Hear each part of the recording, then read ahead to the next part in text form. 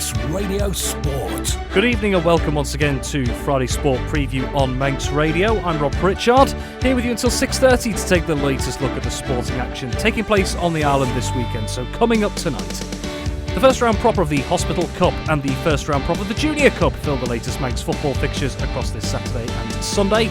6 trophies are up for grabs over the next 2 days in Manx hockey as the men's and ladies' cup finals take place tonight and tomorrow in the finale to the 2023 season. And a big 3-day series of netball awaits at the NSC, starting this evening as 4 island teams pit themselves against UK opposition. That is all to come this evening.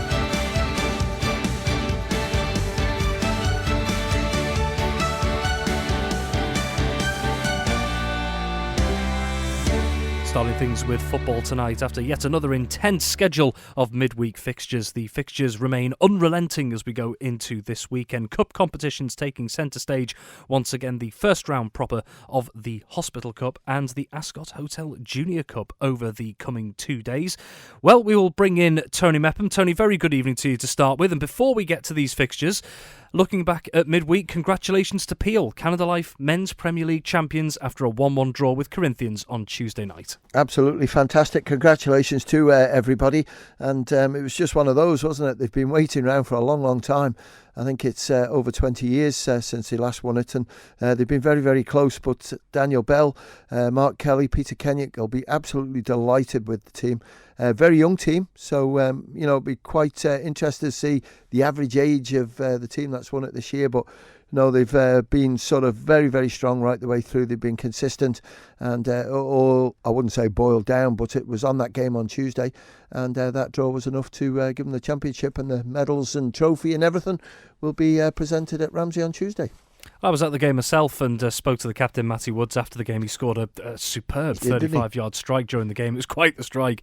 And he was saying that the fact that I asked him the reason why maybe Peel have been able to get it over the line this year, and they said it's just sometimes winning those games and picking up those points by 1 goal and just consistently being able to do that has been the key to their success this season. I mean, would you agree on that? I would, but also I'd put it down to a learning curve for the younger players because, last year when you look at some of the players that are in there, Thomas Brown, he didn't really get in the team, but this year he's been in and he's always looked dangerous when he plays. Izzy Dunn's another at the back. Sam Kenyock has grown as a centre-back, and when you look at, everybody else right the way through, it's been a fantastic journey for them. I'm pretty certain there's more championships in this team, but, you need a bit of experience in there as well, and I think Luke Doherty coming back just after Christmas helped things out there. Dan Pickering's in there. Rhys Oates' return for an injury helped things, and Lee Gale as well. So you need players like that to bring the younger players through.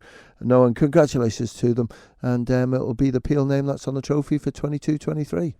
Indeed it will be. Then let's take a look at the weekend now. So Saturday, it's all about the first round proper of the Hospital Cup. We did have 8 fixtures, but we have lost 1, and that is Morown versus Douglas Athletic. That has been awarded as a home win to Morown, so Morown will progress to the next round with Douglas Athletic sadly unable to field a team, but we still have 7 fixtures taking place. So we'll start with one of the all Div 2 clashes, and it is Foxdale up against a St Mary's side who are on the brink of the Div 2 league title. Yeah, that could be one on Tuesday. It's going to be a big battle, that one, isn't it, Michael, against St Mary's.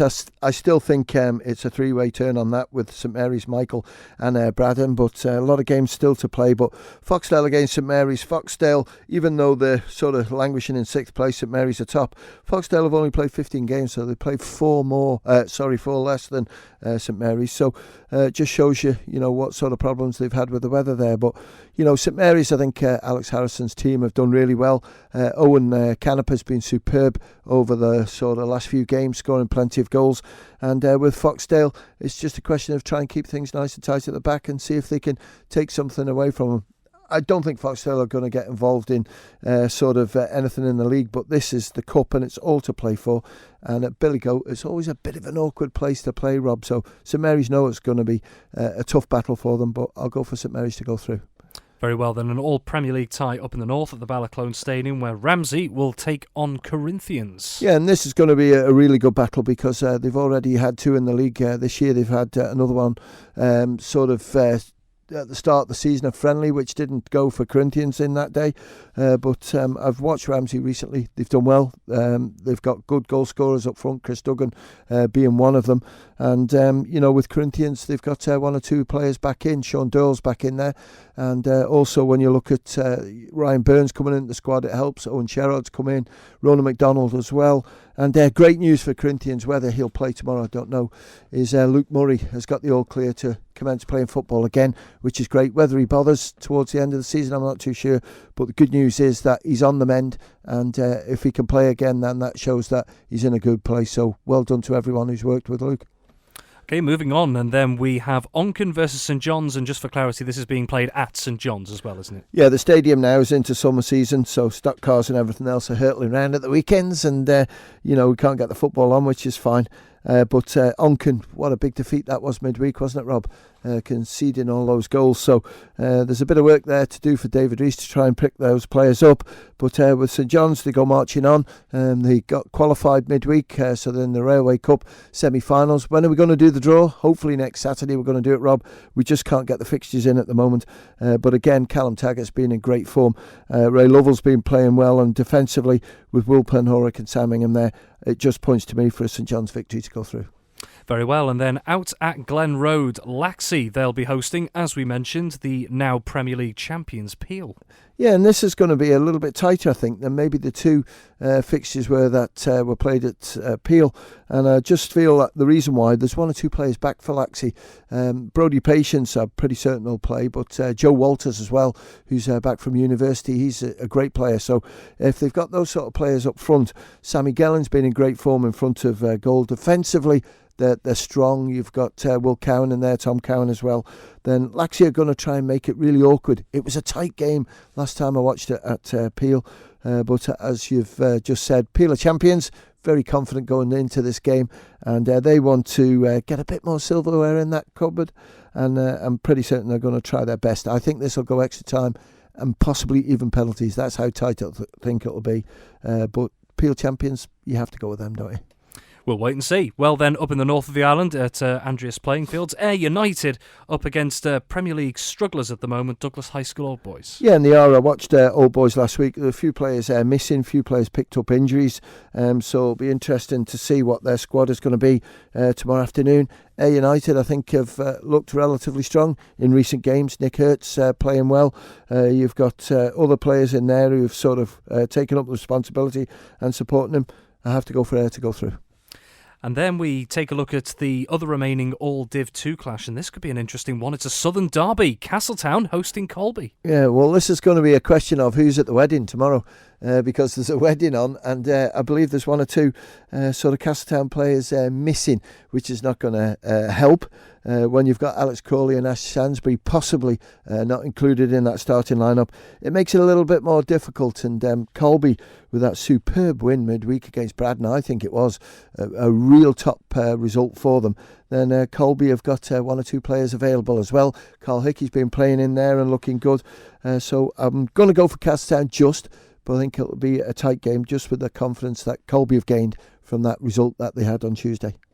Very well, and then rounding off the Hospital Cup first round proper fixtures on Saturday, Douglas Royal at home at Ballafletcher up against Russian United. Yeah, I don't know where I am with this one because Douglas Royal have had some poor results over the last 2 or 3 games, and I don't know if players haven't been available or what, and Michael Fitzmaurice isn't in charge tomorrow, so it'll be left to someone else to maybe pick the team. I'm sure Fitzy's sort of given him an idea of what he wants, but Russian have been quite strong, and Russian will be looking to go through into the quarterfinals, and I think they will.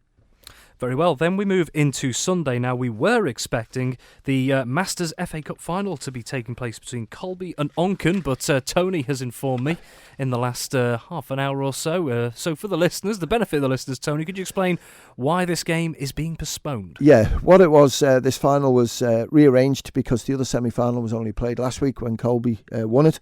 And when you put it on, Onken basically didn't have a team because it's bank holiday. They didn't think the game would be on, and they've arranged. So, spoke with Colby, and, what's the point? You could have quite easily have said, okay, then we're still going to carry on with the game, and you give the trophies to another club. It's not right. So we've had to alter it a little bit, and, genuine reasons there. And the date that we've put down, we've got a problem with that now, Rob, so we're just kicking that one about as being a problem all over the place. But as soon as we know, we'll let you know. But the final will be Colby v Onken. Very well, and then last but certainly not least, this weekend we have 8 games in the Ascot Hotel Junior Cup first round proper. Well, Tony, we've still got a couple of minutes here, so are there any ties in particular on this list that stand out to you? Well, I think the one that you keep looking at is Russian. Are Russian going to slip up here anyway? Because, they've just been so relentless in the, Canada Life Combination 1 this season. And they're one win away from a perfect season. If they were to win their last league game, 22 wins from 22 league games, that would be extraordinary. It takes some doing, doesn't it? And, credit to them. And you can see, because I watched them a couple of weeks ago against Corinthians, and, up to half-time it wasn't too bad. But then when they got the shooting boots on, you could just see why they've been so strong. And I think, looking at the ones, let's go through them quickly. Ramsey against Onken. You would definitely look at Ramsey to take that result. Colby against Douglas High School Old Boys. Not too sure who's going to be an Old Boys squad, but Colby have got a chance here, so let's go for Colby. Michael United against St Mary's. St Mary's are the DPS Limited Combination 2 champions, so they're strong. So I'm going to go for St Mary's in that. Russian against Rams Youth Centre. Rams Youth Centre, I will go with Russian. Pulrose against St John's. St John's fancy their chances getting to the final because, they're in that third position. They can get second in the Canada Life Combination 1, so they fancy this cup. They really do. Peel against Foxdale. Peel are probably the second favourite, so I'll go with Peel. Braddon against Moran. I'm going to go with Moran. And Corinthians against Castletown. Corinthians got one or two really good players. Connor Clark, he scored a hat-trick midweek, and then he played last night in the Cal Cup, I think, as well. So really strong. I have to go for Corinthians in that. And those are our local fixtures on Saturday and Sunday. Well, before we move on, we have to give a quick mention on Sunday to the Isle of Man women's national team. A very exciting tie for them. Part of their preparations for the Ireland Games, up against Accrington Stanley women at the Wham Stadium over in Lancashire. Yeah, looking forward to see how this goes. And, Accrington Stanley have really pushed the boat out. They've got sort of all sorts going on there. And it's a whirlwind trip because they're on the boat at 8:45 on Sunday. They go out, the kickoff is at 3 o'clock. They play the game, and then it's basically bombing down the motorway to get back on the Liverpool one. So definitely the team that they've got there is looking really strong. And I think it's a pointer for Wayne Leacey for a starting lineup for Guernsey. Very well, Tony, thank you very much. We're now going to move on to hockey, and 2 days of cup finals await in the finale to the 2023 Manx hockey season across this evening and on Saturday. 6 trophies will be up for grabs over the next 24 hours or so, with 2 matches tonight and 4 on Saturday, all taking place at the NSC. So who could emerge with silverware and finish their campaign with a bang? To find out more, I spoke with Manx Radio's hockey correspondent Ben Cunningham. So it is the final weekend of the Manx men's and ladies hockey season. The leagues concluded a few weeks ago, but the cup, plate and bowl competitions are to be decided over 2 days this weekend. We'll start on the Friday. We have 2 games, the plate finals taking place. The first of those is at 7 p.m. at the NSC, and it will see Harlequins Ladies A take on Valkyries Ladies B. And this will be a really close game, I reckon. When these two have met in the league, it was a 1-1 draw and then a 1-0 win to Harlequins. So that shows you how close they are and how evenly matched they are, really, in this competition. It's going to be a very close game, but I'd love to see Harlequins do it and get the double. Like you say, it's been close between them during the league season, so what's it going to take for one of them to get the upper hand? I think it might just come down to possibly one mistake or possibly just one little bit of, I don't know how to put it. A moment of magic? Yeah, one bit of magic, really, I reckon, which could decide it all, really. Very well, and then straight after 8:30 p.m. at the NSC is the men's plate final, and that sees Valkyries B against Harlequins A.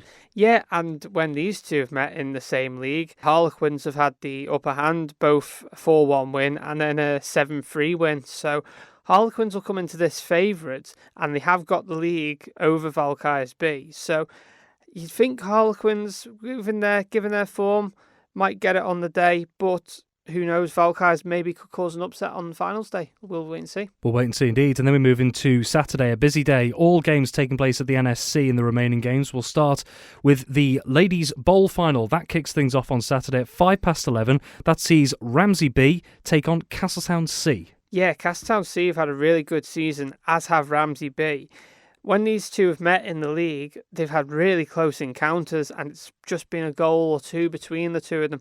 But Castletown C have come out on top on both occasions, so I'm going to say a Castletown C win there. And in that same league, we've seen Castletown C and the newly formed Castletown D as well. Both have performed well, haven't they? Yeah, very much so. And, the future is looking really bright at the moment down Castletown's way.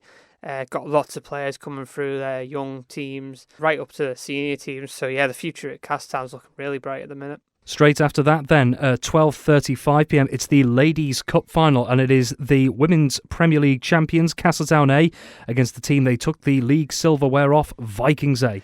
I've got this down as possibly the final of the whole weekend, really. Castletown A, of course, beat Vikings A to get the league title, and then they did draw with them as well in the league, but that draw helped them go and get the title. Castletown A will definitely be looking to try and get the double and to stop Vikings from getting any silverware this season, which will be a massive achievement if they could do it. And then two more games going into the afternoon on Saturday, and then we have the Men's Cup final, 2:05, and that sees the meeting of two old rivals, the Men's Premier League champions Backers A against their local rivals Vikings A. Yeah, Backers A have looked absolutely fantastic all season, been scoring goals left, right and centre. Vikings, though, have had a bit of a mix of a season, really. A poor start, but then it got better as the season got on. However, though, Backers A scoring absolutely tons of goals. And I can remember off the top of my head, I think it's only 3 goals they conceded in the whole league. So it's going to take a tough asking for Vikings to get one over them. And I'm going to go for a Backers A win there. And then rounding off the Cup Finals weekend is at 3:35 at the NSC. It's the Men's Bowl final, and that sees Ramsey B take on Castletown B. Yeah, this will be a close game. The top two of this division, Men's Division 2, meeting in this final. Castletown B, though, unbeaten and looking to make the double. They did beat Ramsey both times when they met in the league, so I'm going to go for a Castletown B win there. But don't rule out Ramsey from maybe surprising us and maybe making the contest a bit closer than the league fixtures have been. We'll see on the day. Manx Radio Sport. And finally tonight, a busy weekend is getting underway tonight for Manx netball as a 3-day match series is being held at the NSC in Douglas from tonight until Sunday afternoon. The Manx men's netball squad are in action tonight against the UK Armed Forces side before the UCAF team face the Manx Rams ladies squad tomorrow at 1pm. On Saturday and Sunday, there'll also be games for the Isle of Man's under-21 and under-17 teams against the Northern Ireland under-17 development squad. So what are the Ireland teams hoping to get from this busy schedule? I caught up with Isle of Man Netball's Head of Performance, Claire Battye. So first of all, with the men on Friday, the objective is for them to just go out and try and play at a good level of netball. Obviously, they play in our league, but again, we get used to each other and how we play. And so having new competition for them is about getting them to think differently and just experience and have the fun in the game. It's obviously to give the UK Armed Forces another game while they're over here at a good standard. And of course, the men bring lots of different things that we have to think about. Then for the Rams on the Saturday, it's about trying out our combinations. It's about getting prepared for the next game, just finding out a little bit more about ourselves, going into games against other people that we haven't, don't play week in, week out. And then for the 17s and 21s, it's really about the coaches looking at their players that they've got coming through, seeing where they can fit and where we can support them in their development, and also just to give them the experience of playing, on the court. So we haven't got the match court out, but we do have the seating out on the Saturday for everyone to observe, and then the games on Sunday are more closed games because we can't offer that facility that day. But yeah, so much going on and lots of different objectives. Starting with the Manx Rams ladies squad, obviously a big time coming up in a few weeks, heading out to the Netball Europe Challenge again.